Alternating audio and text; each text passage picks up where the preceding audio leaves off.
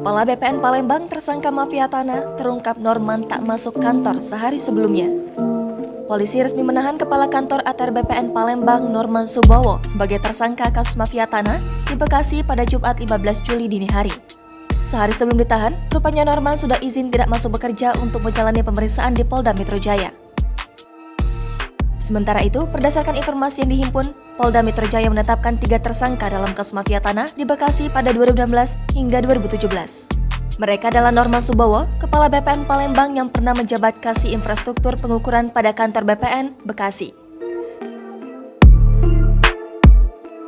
Kemudian RS, selaku Kasih Survei pada kantor BPN Bandung Barat, yang dulunya adalah Kasih Pengukuran dan Pemetaan kantor BPN Bekasi.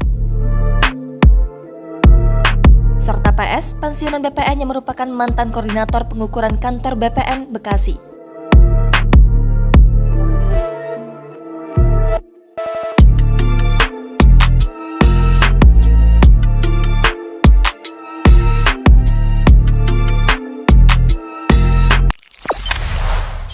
Jangan lupa subscribe, share, komen, dan like ya!